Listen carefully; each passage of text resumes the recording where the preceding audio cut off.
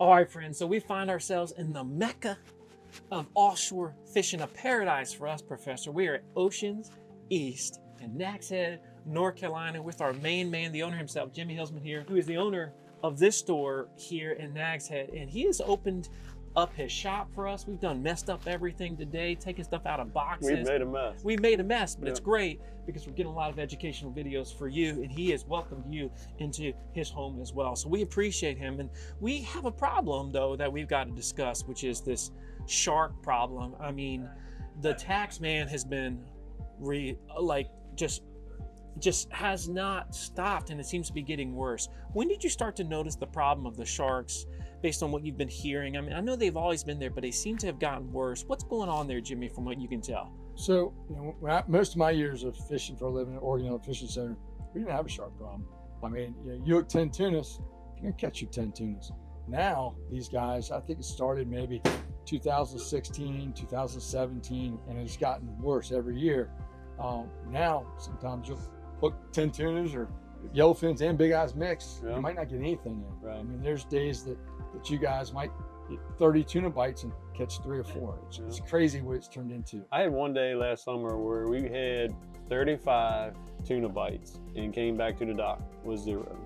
It's a struggle. It's terrible. And of course, the reason for this explosion, if you had to, and we're not scientists, but sometimes I wonder if they have a clue either. They put a lot of restrictions, federal law, on a lot of these commercial guys to target these sharks.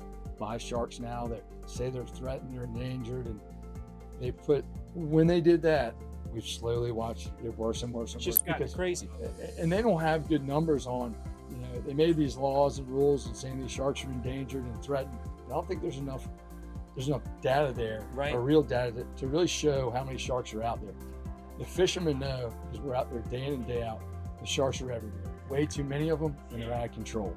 And they're going to ruin this fishery if we don't do something, or the federal government doesn't do something about it. So hopefully, And it seems like some recent laws have been put out there. They've talked about it, but we'll see if it actually addresses the problem. We'll see. And nothing's happened yet as far as anything big enough to really make a change here. But hopefully something happens, because if not, I mean, it's scary for the future up and down the whole East Coast. And to your point, I can tell you, if you're saying we have to protect the sharks 100%, it means you're essentially saying, I want to kill all the yellowfins, because that's what's happening. Is we're going to have a yellowfin tuna problem, and that's going to disrupt the food chain as well. Somebody out there is watching this right now saying these guys don't know what they're talking about. What we know is what we experience on the water, and you hear hundreds and hundreds of stories constantly. I mean, in the last couple of years, we could have had some of the best years in the history of Oregon Inlet as far as big eye catches and yellowfin catches.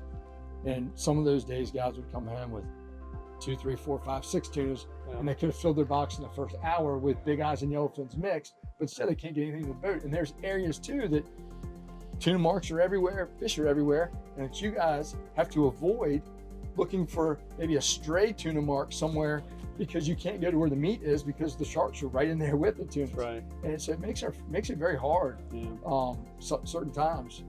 Well, and it affects your bookings too, because people, oh my gosh, they look at your pictures, what you catch every day, and if you mention that the sharks are bad, they're not going to book, because of that. I have a lot of my customers. Well, last year we went and the sharks ate all of our tuna. When can we go with you this year that the sharks are not going to be as bad? Now, how am I supposed to answer that question? You know what I mean? You can't. It's all luck of the draw. To your point, we gotta do what we can to counteract it. Right. So let's talk a little bit about that, and hopefully we'll get smarter with some of our laws. One of the adjustments that we see a lot of these charter captains making is moving towards a 70 class versus a 50 class reel. Why is that, Jimmy? What's the advantage of getting beefier with your reels? What they're doing is they're putting 100-pound main line on the 70 and shoving the drag up. And the second you hook these tunas, instead of fighting them at 14 pounds of drag, which a lot of us do, on our 50s, they're pushing that drag way up there, especially when the fish settles down, shoving it up there to full, and then just cranking as hard as you can crank. And the 70 allows you to have 100-pound main line instead of 80, which is a big difference. Doesn't seem like it, but it is a big difference.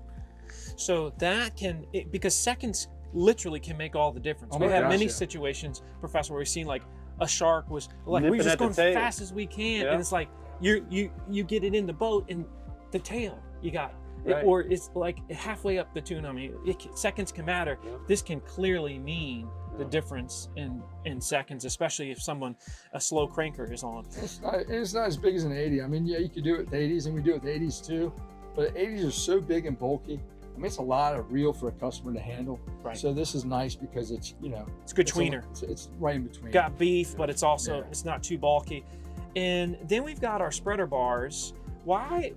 Let's talk about just some of the steps that you've taken, Professor, that we have learned since we've been down here in the Outer Banks, so as to bring these fish in the boat. So one thing, you can't have a giant spread out, because if you do get a bite on just, for instance, one line and the rest of them are still out there, the shark's just going to come demolish the rest of your tackle. Right, You'll and get this drifter is bites.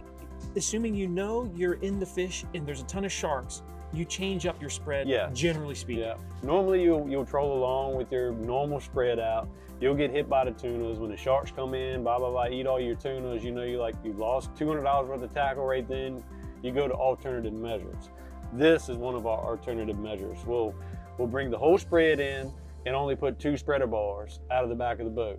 Most of the time they'll be on a 70 or an 80 class bent butt rod with a reel, and they'll be in the rod holders. And again, you have to find them and get on a group of fish. And Right. a lot of times they're around the pilot whales. We'll circle around the pilot whales and we only have these 2 bars out. And majority of the time the tuna will come up and hit one of the bars. And we always run like a trailer bait off the back. Reason? This is an artificial lure that has a hook bait on it.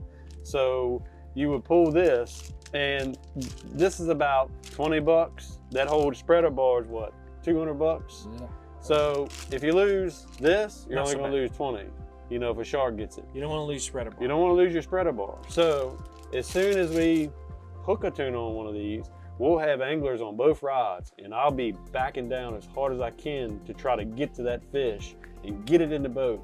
It's not as fun, in my opinion. It's exciting because you're backing down, you have the shark trying to get the tuna, but you don't get the full experience of being able to sit in the chair, really pump on the fish. It's almost like your tournament bill fishing. Almost. Yeah. It's like, in terms of it becomes a speed game, and it's just going as fast as you Right. can, trying to get to the lead. So it's similar in that now you've only got 2 lines out. You're just backing down like crazy. To your point, Yeah. has its own set. It's exciting in a way, but at the same time, It's a different experience. it's a different experience. You don't get to feel the sheer power Right. of the shoulders of that yellowfin or that Yeah. big eye. And the run, you know, a lot of times they'll take another run after they take their initial run, and that's all, to me, that's all exciting to see that angler sitting in that chair, Yeah. you know, and they gained a bunch of ground, and then all of a sudden it takes another run and it's dumped half the spool again, and they're having the time of their life. It takes that experience away from them, in my opinion. You were taught this technique of just using 2 lines, getting close to the boat with your spreader bars. Who taught you this? John Bunn, John Bunn. Yeah. And so we gave it a name. the bun back The down. Bunn back downs, Yeah. backing down on those fish as quickly as possible. And Yeah. the name of John's boat? Blue chip. Blue Chip. Yeah. And so that's another one of our charter friends. Yeah. Right there at Pirates Cove. We love John. He does a great job on his boat, so look out for him as well. Well, folks, Bunch of hopefully Democrats. now you have a better sense for the shark problem, potentially what's been causing it, and how you might be able to deal with it and still try to catch fish. Now listen, we appreciate sharks. We appreciate the ecosystem. And if you feel like we're being insensitive to it, come out on the boat one day and see how many of the yellowfin they just take. Because it doesn't matter if you put limitations of yellowfin catches on your charter boats. If the sharks are eating 50 times that a day, Yeah. well then what's it really matter? And so this is something they should, you have to experience it to understand it, because otherwise people are just going to say, you don't understand it. Most scientists don't fish every day. We're fishing every day. We're in the habitat. We're seeing it. Yeah, and it's bad. I mean, like my dream was to always, every rod on the boat, to go down with a big eye on it. You know, that was what my dream was. And I had it happen one day last year. And I was like, man, this is what I've been dreaming of my whole life. We got one of those big eyes to the boat.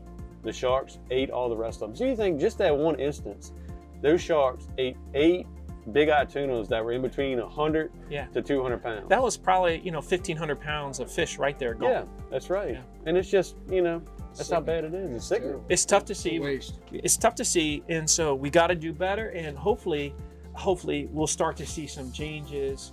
But it's great having these experts here. We still want you to come fish with us. We're going to find the fish for you. We're going to find the fish. This guy's going to find the fish, and he's going to make sure if you come down to Nags Head area, if you want to do inshore, if you want to do offshore, you can order anything you want. Just call up Ocean's East, and they will hook you up. I mean, they do starter kits, the whole nine. So that's why we love working with these guys, and we appreciate you. Make sure you like the video.